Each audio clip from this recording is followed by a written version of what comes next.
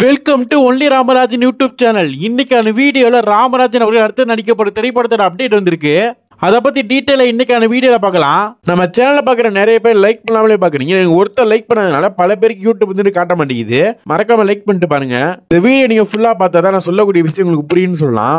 ராமராஜன் அவர்கள் 46வது நடிக்கப்பட்ட திரைப்படத்தோட பேரு ஜஸ்ட் ஐஸ் அப்படிங்கிற திரைப்படம் தான். இது தமிழ் அர்த்தம் என்னன்னு பார்த்தோம்னா நீதி அப்படிங்கிறது தமிழ் அர்த்தம். இந்த ஒரு திரைப்படத்தை கார்த்திக் குமார் அப்படிங்கிற இயக்குனர் தான் இயக்கிருக்காரு. இதுக்கு முன்னாடி இவர் வந்து என்ன இயக்கிருக்காருன்னு சொல்லிட்டு தெரியல. இதான் முதல் படமா அப்படின்னு சொல்லி ஒரு டவுட்டா வந்துட்டு இருக்குன்னு சொல்லலாம். இந்த ஒரு திரைப்படத்துக்கு தேவா அவர்கள் தான் இசையமைக்கிறாரு. போன படத்துல சாமானியன் திரைப்படத்துல இளையராஜா அவர்கள் இசையமைத்திருந்தாரு. வாங்க இப்ப டீசருக்குள்ள போயிடலாம். இந்த டீசருக்குள்ள போனோம் அப்படின்னா ஏதோ ஒரு அம்மா வந்துட்டு நீ வந்துட்டு அமைதியா இருந்தது போதும், நீ வரணும், எங்களுக்காக வரணும் அப்படின்னு சொல்லிட்டு சொல்றாங்க. அதுக்கப்புறம் வந்துட்டு ராமராஜன் அவர்களை பேக் போர்ஷன்ல வந்துட்டு காட்டுறாங்க, பின்னாடி வந்துட்டு காட்டுறாங்க. சூப்பரா இருந்துச்சுன்னு சொல்லலாம். அப்ப வந்துட்டு அவர் வந்துட்டு ஏதோ கம்ப்யூட்டர்ல வந்து டைப் பண்ணிட்டு இருக்காரு. டைப் பண்ணா அந்த ஒரு பேப்பரை எல்லாத்தையும் எடுத்துக்கிட்டு கோட்டு சூட்லாம் போட்டு வெளியே வராரு. அப்பதான் வந்துட்டு தெரியுது இந்த ஒரு படத்துல இவர் வந்து வக்கீல் அப்படி சொல்லிட்டு தெரியுது.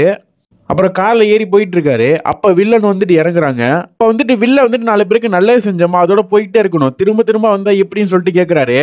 உனக்கும் வயசாயிருச்சுன்னு சொல்லிட்டு சொல்றாரு வில்லன். அப்ப வந்துட்டு ராமராஜன் அவர்கள் சொல்றாரு, என் பாதை எப்பவுமே வெற்றி நோக்கி தான் இருக்கும், அதுல நான் ஹீரோவா வில்லனா நல்லவனா கெட்டவனா அப்படிங்கிறது என் கையில இல்லைன்னு சொல்லிட்டு இந்த டயலாக சொல்லி முடிச்சிட்டு விரல மட்டும் மேல காட்டுறாரு. இதெல்லாம் சாமானியன் திரைப்படத்தோட இன்டர்வல்ல போட்டா வேற லெவல்ல இருக்குன்னு சொல்லலாம். மொத்தத்துல சொல்லணும் அப்படின்னா வேற லெவல் படம் நினைக்கிறேன். வெயிட் பண்ணி பார்ப்போம்.